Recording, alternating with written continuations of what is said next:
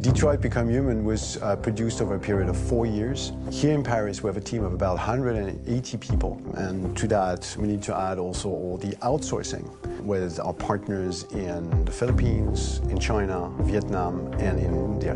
So when we started working on this story, I had to imagine where Kara was built. And for whatever reason, the city of Detroit came very quickly to my mind because it had already an incredible story by itself full of history and themes. So we traveled there with the team and we were really moved by what we saw, and we could really feel the desire to fight and really be born again. And we just continued this curve, this growth, and just imagine what Detroit would be like if the Android industry was, using these huge factories to build androids there. A very strong element in Detroit is that there's a lot of industrial wasteland and a lot of nature too, and for us, the graphic designers, it was an incredible playground. The destroyed zones which we wanted to preserve, we appropriated them to turn into something else. Then in the areas that needed to be rebuilt, we were able to imagine our Detroit of the future. We didn't want to make a science fiction universe, but a world of anticipation. If we chose science fiction, we could have imagined flying cars, extraterrestrials, but those things are very far from our current everyday life. Anticipation is more about gleaning from our contemporary reality, the one we know, because Detroit is set in 2038, and 2038 is tomorrow. The difficulty we had was sticking to reality. That is to say, technology becoming more and more invisible, a lot more elegant, and at the same time, making it visual. So all the computer equipment, autonomous cars, we simply had to invent. They are in fact very technological objects, but at the same time remain very credible and ingrained in reality. To create a cohesive universe in the fashion and clothing of the human characters in 2038, I didn't want to put an accent on strange shapes, or really vibrant colors, and things we wouldn't know. That I wanted to keep for the androids. The goal was to create something familiar which we can identify with in this future setting. Working on the artistic direction for the androids was a bit special because this is a project about the place they could occupy in the human world. It was out of the question for them to be too beautiful or too perfect. They had to correspond to every social class, rich and poor. Inspired by everyday utilitarian clothes, I brought a modern touch by adding dynamic display surfaces, the armband we can see on the side, the triangle on the front and back, an LED. Like that, there's no confusion.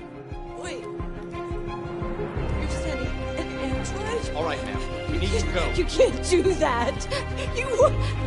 Why aren't you sending a real person? Once we cast the actors, we travel to meet them in order to scan their faces. We record the structure of their face with the scan. And we record the colors and patches of skin with photography. Once we have this information, we will use this as a basis for modeling and creating the characters. The artist will make it more realistic, but will also enrich it. He will propose ideas which we will develop together. Finally, we will have a character with character who corresponds to the project and the world. When the actors come to Quantic Dream, we show them the design, what their image will be, and what they will look like in the game. This extra information gives them another dimension and color to connect with emotionally. It helps them think about how to play their character. Your mission. That's all you care about, huh? You should consult a professional who can help you. Beat it, you hear me? Get the hell out of here! So there are 3 types of shoots at Quantic Dream. Shooting and performance capture, where you capture the whole actor, his voice, his face, and his body. These shoots are obviously done with American actors because the game's original version is in American English. After that, there are the body-only shoots, representing around 250 days of filming, while the performance capture is 100 days of filming. Now, body-only shoots, there are 2 types. There are the action shoots and the technical shoots, which are mokit shoots. Mokit is when the player controls a character on the screen, and he moves in an environment to explore it. This is of particular importance at Quantic Dream, and therefore we shoot a lot to offer a unique context for each scene and each character. To prepare a motion capture shoot, we first get together to look at the sets we need, the animations that we want to shoot. which ones need to be grouped together or which ones need to be cut and shot at another time, so that we get the most out of the shooting day. This often means shooting scenes out of order, especially those with big props or accessories, like a big car, for example. So we shoot all the animations related to that particular prop first.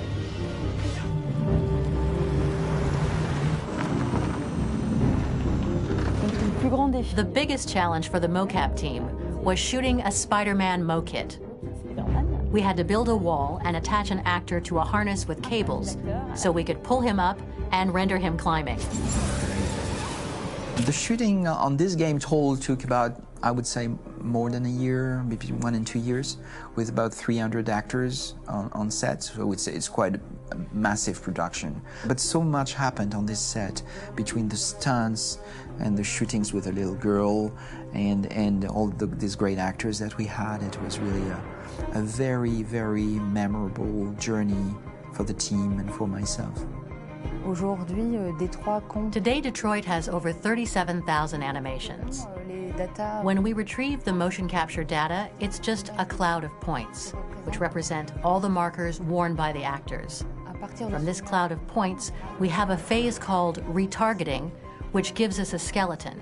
This skeleton will be applied to the characters of the game.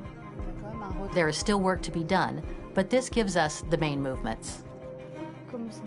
Since we are working on something very realistic, we must recognize the actor and also recover all the emotion he expresses in his performance.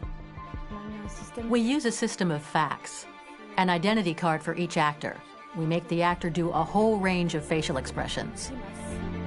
Then we recover all the expressions and paste the animations on a puppet that Jan has prepared. I then recover and refine these poses. I might stretch the lip, reinflate a cheek, tiny details that make the finished product really capture the actor. Because of the nature of our mocap system today, when we receive the animations, we're missing eye movements, and so the character has that dead look.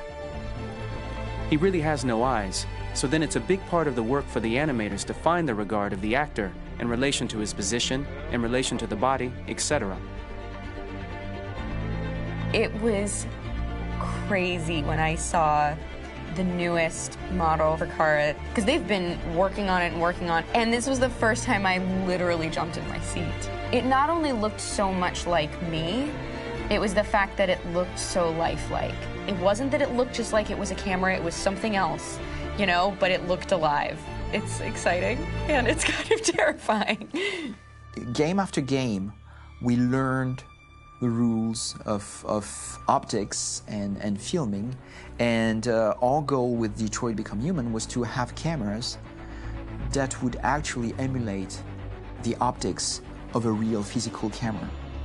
So basically dealing with real-world imperfections was our main task, and just to make cameras look as real as we can.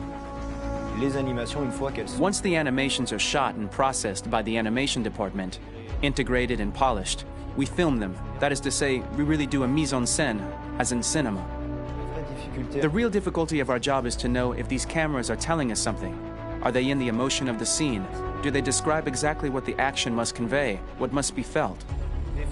The most important challenge for me was one of the final scenes where Marcus decides to start the revolution and go to the battlefield. Very quickly, we imagined this to be a huge sequence shot. We wanted the feeling of a cameraman running behind us, while showing Marcus, the androids who help him, the person shooting at us, etc. Above all, it was necessary to say to oneself, this scene is very violent but does not glorify war. On the contrary, that war is something improbable and absurd. It was really a fun challenge. The idea was to say we have 3 characters. We would like each of them to have a specific cinematography. We wanted Cara to be much more filmed with some kind of handheld camera, to have something very living, very breathing. For Connor, we wanted something very cold and very perfect. And for Marcus, we wanted something epic and spectacular. So it was about the filming, but it was also about the photography. So we worked with a director of photography to give each character a different lighting, different key colors. Each of them would have their own worlds. And finally, we worked with the composers, so they would create a specific sound for each character, so each would have his own world and his own style.